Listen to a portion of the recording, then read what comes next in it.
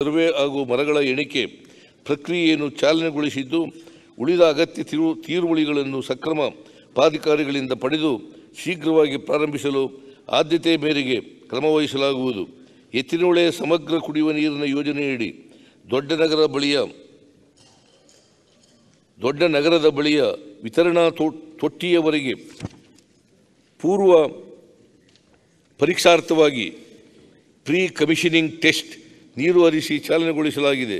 ಪ್ರಸಕ್ತ ಸಾಲಿನಲ್ಲಿ ಯೋಜನೆಯ ಎಲ್ಲ ಲಿಫ್ಟ್ ಕಾಮಗಾರಿಗಳನ್ನು ಪೂರ್ಣಗೊಳಿಸಿ ಗುರುತ್ವ ಕಾಲುವೆಗೆ ನೀರು ಹರಿಸಲಾಗುವುದರ ಜೊತೆ ಸಮತೋಲನ ಜಲಾಶಯದ ಕಾಮಗಾರಿಯನ್ನು ಪ್ರಾರಂಭಿಸಲಾಗುವುದು. ಉತ್ತರ ಕರ್ನಾಟಕದ ಪ್ರಮುಖ ಯೋಜನೆಗಳಾಗಿರುವ ಕೃಷ್ಣಾ ಮೇಲ್ದಂಡೆ ಯೋಜನೆ ಅಂಥ 3 ಯೋಜನೆಯಡಿಯ ಉಪಯೋಜನೆಗಳನ್ನು ಪೂರ್ಣಗೊಳಿಸಲು ಹಾಗೂ ಇದರಡಿ ಭೂಸ್ವಾಧೀನ ಮತ್ತು ಪುನರ್ವಸತಿ ಹಾಗೂ ಪುನರ್ ನಿರ್ಮಾಣಕ್ಕೆ ಆದ್ಯತೆ ನೀಡಲಾಗುವುದು.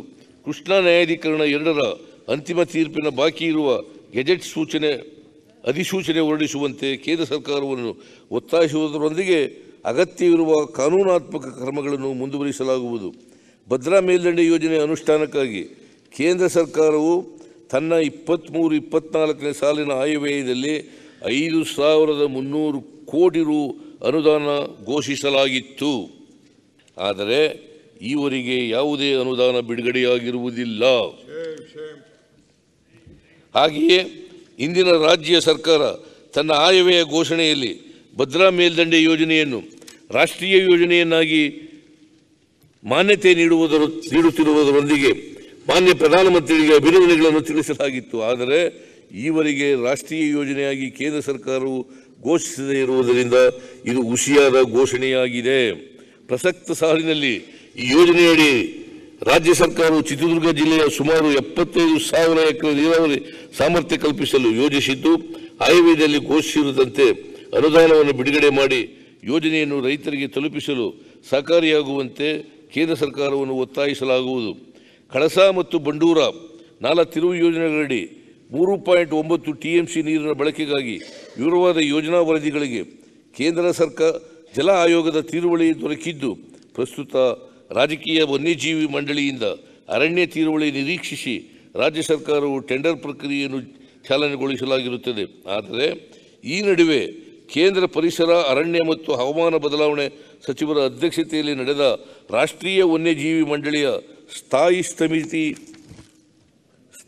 ಸಮಿತಿ ಸಭೆಯಲ್ಲಿ ಅರಣ್ಯ ತೀರುವಳಿಯನ್ನು ಅನುಮೋದಿಸದೆ ಮುಂದೂಡಲಾಗಿರುತ್ತದೆ.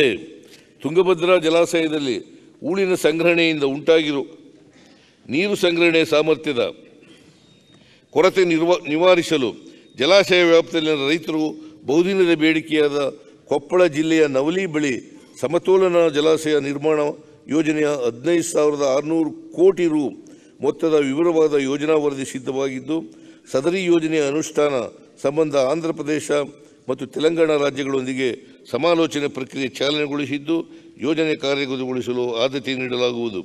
ಪ್ರತಿಷ್ಠಿತ ಕೃಷ್ಣರಾಜ ಸಾಗರ ಅಣೆಕಟ್ಟೆಯ ಬೃಂದಾವನ ಉದ್ಯಾನವನ್ನು ವಿಶ್ವದರ್ಜೆಯ ಪ್ರವಾಸೋದ್ಯಮ ಆಕರ್ಷಣೀಯ ಕೇಂದ್ರವನ್ನಾಗಿ ಉನ್ನತೀಕರಿಸುವ ಯೋಜನೆಯನ್ನು ಸಾರ್ವಜನಿಕ ಖಾಸಗಿ ಸಹಭಾಗಿತ್ವಗಳಲ್ಲಿ ಕೈಗೆತ್ತಿಕೊಳ್ಳಲಾಗುವುದು.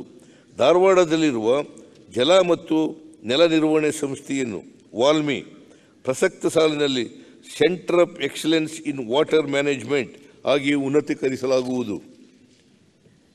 ಪಾವಗಡ ಸೋಲಾರ್ ಪಾರ್ಕ್ ಮಾದರಿಯಲ್ಲಿ ಜಲಸಂಪನ್ಮೂಲ ಇಲಾಖೆಯ ಮಾಲೀಕತ್ವದಲ್ಲಿ ಇರುವ ಜಮೀನಿನಲ್ಲಿ ಮತ್ತು ಜಲಾಶಯಗಳ ನೀರಿನಲ್ಲಿ ಸೂಕ್ತ ಮಾದರಿಯ ಸೋಲಾರ್ ಪಾರ್ಕ್ಗಳನ್ನು ಸ್ಥಾಪಿಸುವ ಯೋಜನೆಗಳನ್ನು ಸಾರ್ವಜನಿಕ ಖಾಸಗಿ ಸಹಭಾಗಿತ್ವದಲ್ಲಿ ಕೈಗೆತ್ತಿಕೊಳ್ಳಲಾಗುವುದು.